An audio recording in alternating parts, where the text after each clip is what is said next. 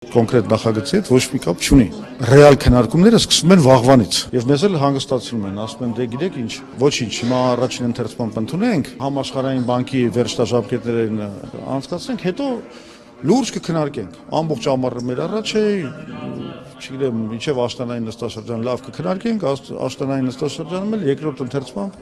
կընդունենք, արդեն լուրջ քննարկում կլինի։ Սա անընդունելի ոճ է մեզ համար։ Ինչ է խանգարում տանել դրա մշակել եւ հետանորվել հասնել։ Դե ասում եմ, խնդիրը հենց այդ է, որ իրենք պետք է ինչ-որ մի կոնկրետ վերջնաժամկետի բավարարեն, դրա համար էլ այս բանը անում են։ Իրենք էլ են հասկանում, որ սես չի կարելի։ Համաշխարհային բանկն աժամկետ տվել։ Վերջնաժամկետ, այո, կա։ Գիտեք վերջնաժամկետը երբ։ Չէ, ես տենց լրիվ չեն բացել, ուղղակի մեզ բացատրել են, որ վերջնաժամկետի խնդիրներ կան։ Դա մեզ համար անընդունելի բան է։ Պարոն Զուրաբյան, ուզում եմ հասկանամ, եթե դա դրսից թելադրված օրենսգիր կա, իսկ եթե վերջնաժամկետադրված ուրեմն հետևաբար դրսից է, ինչով է դա պայմանավորված եւ որքանով սա կապ ունի ընտրական օրենսգրքի հետ։ Ինչի է այս կապ ունի, թե չունի, որ ուզում են անպատճառ։ Չէ, այստեղ որևէ կապ չէի փնտրի ընտրական օրենսգրքի հետ։ Եթե դուք գիտեք, դուք բացահայտեք։ Այո, ես գիտեմ, որ չկա, բայց քանի որ տենց ինչ-որ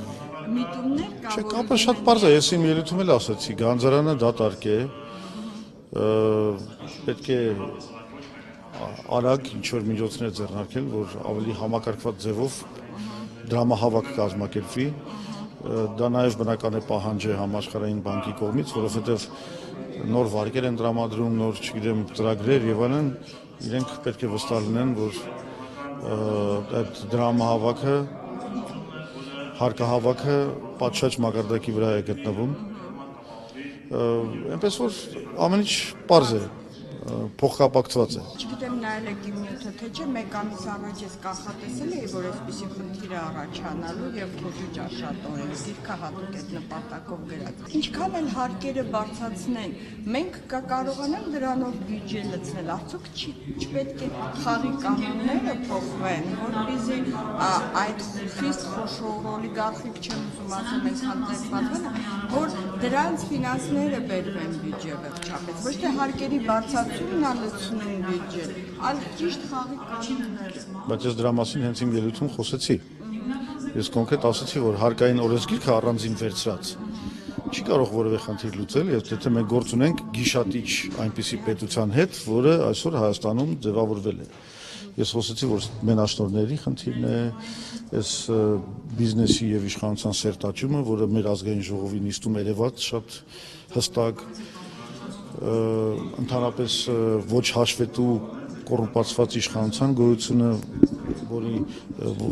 որի վերացման միակ ձևն է, որ ազատ եւ արդար ընտրությունով ձևավորվի ժողովրդի առաջ հաշվետու իշխանություն։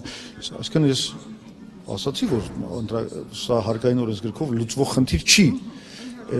Մենք խնդիր ունենք մեր գիշատիչ պետությունը, այսինքն ձեռնարկատերին կեղեքող, նրան աշխատել խանգարող, չգիտեմ, մեր ցանկացած քաղաքացու հետևից ընկած պետությունը վերածենք մի պետության, որը աջակցում է տնտեսության զարգացմանը։ Այսինքն գիշատիչ պետությունից անցում կատարենք դեպի զարգացողական պետություն։ Զարգացողական ես ուղղակի փորձում եմ անգլերենից թարգմանել, ժամանակի քաղաքագիտական տերմին կա developmental state, այսինքն զարգացման ծառայող պետության։ Եւ այդ անցումը կատարելու համար մի շարք քայլեր է պետք կատարել, արմատական քայլեր, որոնց մի մասը ընտրական համակարգի մաքրումն է, մյուս մասը հակամենաշնորհային մենաշնորհային այս համակարգի ապոմոնտաժում է, մյուսը այս կոռուպցիայի վերացումն է։ Այսինքն սա այն է, ինչի վրա մենք աշխատում ենք։ Ինչքան ժամանակ է։ Գիտեմ, որ շարունակում ենք քննարկումները ընտրական օրենսգրքի շուրջ նորին կոնսենսուսի հետ կապված, որ փուլում է գտնվում, որքանով է հնարավոր ի վերջո այդ կոնսենսուսը։ Ես կարծում եմ արդեն կարելի է վերսկսել 4x4x4 բանակցությունները եւ հենց նորություն ունեմ այդ կապակցությամբ ձեզ կհայտնեմ։ Պարոն Զուրաբյանի նկատի ունեք հանրության լրատվական միջոցների ներկայությամբ ոնց որ նախորդ 4+4+4 ձևաչափի քննարկումներն այդպիսի քննարկումներ ծավալել, որը բաց կլինի հանրության համար։ Ես հենց դրա մասին եմ խոսում։ Հիմա եթե հանկարծ դուք կամ Հայաստանի կոնգրեսը համաձայնվի այդ կոնսենսուսին, ինչ է կարծում քաղաքասարակության ներկայացուցիչները կամ այն կուսակցությունների ժառանգությունը, որի падգամավորը երեք մեծ ընտրություն նշեց, որ դա կլինի, եթե կոնսենսուսին համաձայնվի, կլինի խաղի Սերժ Սարգսյանի խաղի կանոնները, նույն խաղի կանոնները, որ առաջարկում է իշխանությունը։ Այսինքն ես ճիշտ եմ, եթե տրամաբանություն հասկանում, ասենք եթե իշխանությունը մեր բոլոր պահանջները բավարարում է, մենք դառնում ենք Սերժ Սարգսյանի ձեռքում գործիք, հա? Եթե այդ 5 պահանջները չի կատարում, կամ Այս ասում եմ, եթե կատարվում են, դառնում ենք Դառնում է։ բայց իշխանումը իրատեսում Դե դուք որոշեք, այդ մարդկանց, չէ, գիտեք, մարդկանց ուղեղները տարբեր ձևի են կառուցված եւ շատ ուղեղների կառուցվածքներ կան, որ ինձ համար մի քիչ անհասանելի են, ես չեմ կարողանում ոչ տրամաբանություն նրանց հասկանալ, ոչ ինչ ասեմ, մտածելակերպը, Եթե պահանջները կատարվեն, այդ դեպքում միայն հնարավոր է կոնսենսուս, թե ինչ որ պահանջ հնարավոր է, որ թերակատար։ Ինչ եք առաջընկնում։ Ես վստահ եմ, ձեզ երաշխիք եմ տալիս։ Հայ ազգային կոնգրեսը չի համաձայնվի որևէ բանին, որին դուք համաձայն չլինեք։ Դուք ձեզանից մեկը գա ինձ ասի, որ սա լավ բան չի, ես խոստանում եմ չհամաձայնվել։ Ինչ երաշխիք, որ այս անգամ այլ մեթոդով կլինի այդ քննարկումը, եթե մենք տեսնում ենք, որ շատ հարցերի շուրջ այսպես կոշտ դիրքորոշումը իշխանության մոտ պահպանվեց մինչև 3-րդ ընթերցում։ Դե հիմա դուք շատ լավ հիշում եք, որ մենք դադարեցրեցինք, արկախեցինք այդ բանակցությունները, հայտարարելով, որ ձեր զիջումների ծավալը բավարար չի։ Եվ դուք չեք ցույց տալիս, որ պատրաստ եք ընդառաջ գնալ։ Հենց որ ցույց տաք, որ պատրաստ եք ընդառաջ գնալ, մենք կվերսկսենք այդ բանակցությունները։ Հիմա եթե մենք վերսկսենք բանակցությունները, այստեղից տրամաբանորեն ինչ որ բան հետևում է, պատերազմող երկրում, որը պատերազմել է Ադրբեջանի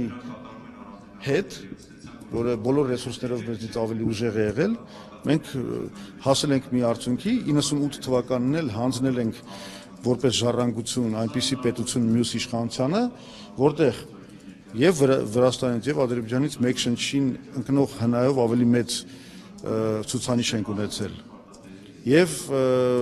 ունեցել ենք շատ ավելի արդյունավետ պետություն եւ ունեցել ենք հզորագույն բանակ։ Մենք այդ բաները արել ենք։ Իսկ ամեն ինչ համեմատության մեջ է պարզվում։ Հաշվի առնելով, որ հանրապետական շատ գործարար պատգամավորներ բավականին քննադատեցին եւ նշեցին, հա, թերացումներ եւ թերություններ, ինչ է կարծում հնարավոր է առաջին ընթերցումամբ հենց նաեւ նրանց օգնությամբ չանցնել։ Դե չգիտեմ, դեռ այդ զգացումը չունեմ, որ ապստամբության մակարդակը հասել է այն աստիճանի, որ նրանք դադարեն կատարել, ասենք, նախագահական վարչակազմի ցուցումները։ Նման բան հələ չեմ տեսնում։ Խոսեն 26-ում որոշել են, որ պիտի առաջին ընթերցման անցնի, ամեն գնով կանցնի։ Բնական է։ Իշխանությունը հատկապես նման իրավիճակներում չի սիրում թուլություն ցույց տալ։ Ովքեր են մասնակցում բանակցությանը, պարոն Զուրաբյան, դուք, պարոն Հարությունյան։ Հիմա երկկողմանի ավելի շատ կոնսուլտացիաների հիման վրա է, մենք խոսում ենք եւ իշխանությունների հետ, եւ